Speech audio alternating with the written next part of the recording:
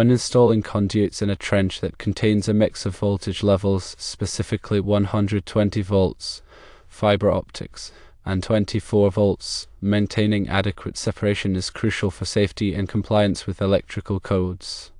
The minimum separation helps prevent electrical interference, reduces the risk of damage from physical contact, and ensures the integrity of the different systems. According to the answer, the minimum separation between conduits in this scenario is 4 inches, which is approximately 102 millimeters. This spacing should be maintained consistently throughout the trench where these different types of conduits run parallel or cross each other. Let's delve into the reasons behind this requirement and some best practices for conduit installation. Firstly, consider the purpose of electrical separation. Electrical separation is essential for several reasons. One of the most important reasons is safety. Maintaining a safe distance between conduits carrying different voltage levels, such as 120 volts and 24 volts, reduces the risk of electrical arcing or short circuits that can occur if the conduit insulation fails. This failure can be caused by physical damage, environmental factors, or aging. In the event of a fault, the separation provides a barrier that minimizes the likelihood of the fault spreading to other systems. Secondly, consider signal integrity. In the case of fiber optic cables, which transmit data via light signals, proximity to electrical conduits can introduce interference. Although fiber optic cables are generally immune to electromagnetic interference, the presence of high voltage cables nearby can affect the performance of any metallic components within the fiber optic system, such as metallic conduit or grounding wires. Maintaining separation ensures that data transmission remains clear and uninterrupted. Thirdly, consider code compliance. Electrical codes such as the National Electrical Code, or NEC, provide guidelines for the installation of electrical systems to ensure safety and proper functionality. These codes often specify minimum separation requirements for conduits to prevent hazards and ensure that systems operate as intended. Local amendments to the NEC may exist, so it's always important to check with the local authority having jurisdiction or OJ for specific requirements in place in Florida. Fourthly, physical protection is a key benefit of separating conduits. Conduits can be damaged during installation or due to soil shifting, ground movement, or external impacts. By maintaining a separation of 4 inches, the likelihood of one conduit damaging another is reduced. This is particularly important when dealing with different types of conduits, such as rigid metal conduit, or RMC, and PVC conduit, which have varying degrees of physical robustness.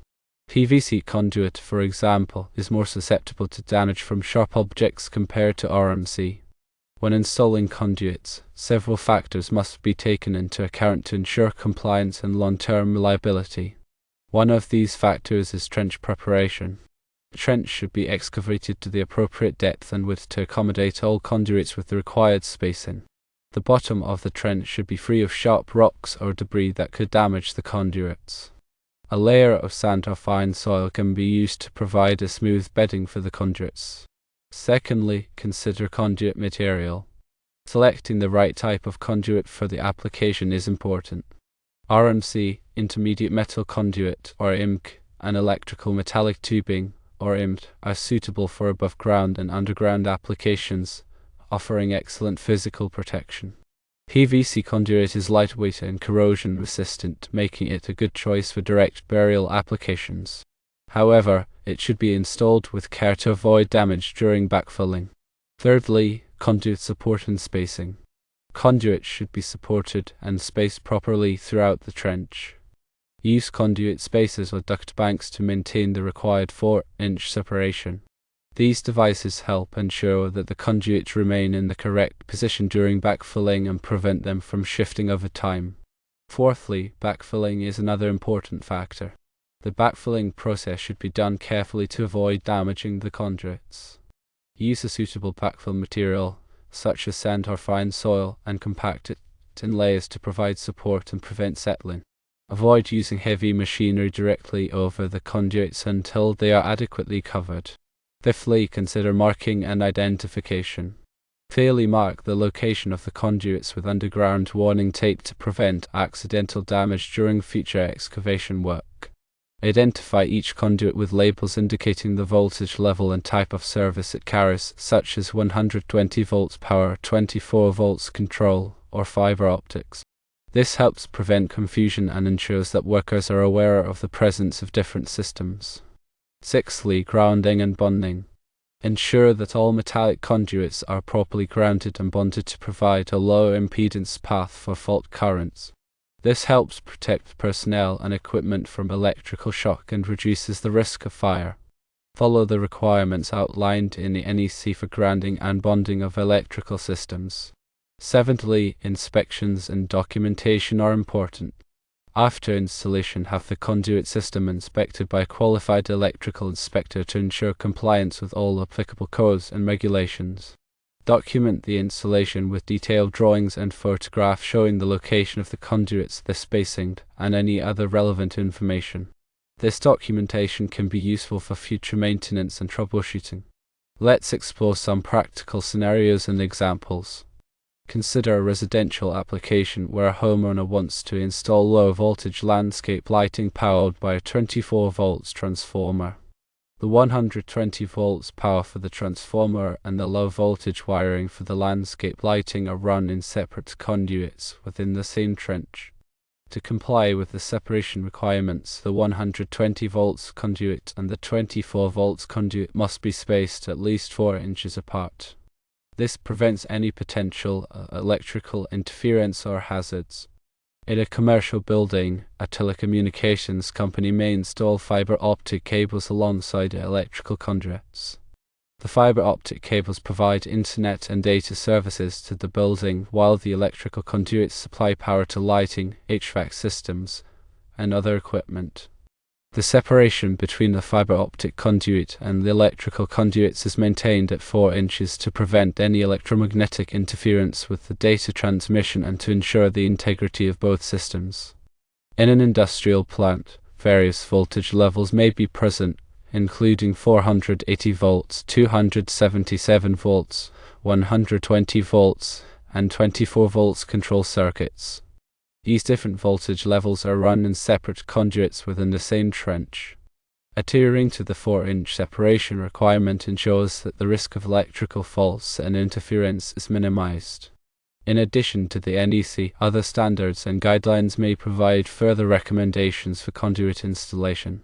For example, the Telecommunications Industry Association, or TIA, and the Electronic Industries Alliance, or IA, publish standards for telecommunications infrastructure that may include guidelines for the separation of fiber optic cables and electrical conduits. These standards can be helpful in ensuring that installations meet industry best practices. In summary, maintaining a minimum separation of 4 inches between conduits carrying 120 volts power, fiber optic cables, and 24 volts control circuits in a trench is essential for safety, signal integrity, and code compliance. Proper trench preparation, conduit selection, support, backfilling, and identification are all important aspects of ensuring a reliable and safe installation. Always consult with a qualified electrician or engineer to ensure that the installation meets all applicable requirements and best practices. Remember to check with the local authority having jurisdiction, or OJ, for any specific requirements in Florida as well. Ignoring these guidelines can lead to hazardous conditions, system failures, and potential code violations. By following these best practices, you can ensure that your conduit installations are safe, reliable, and compliant with all applicable standards and regulations. Always prioritize safety and consult with qualified professionals when working with electrical systems.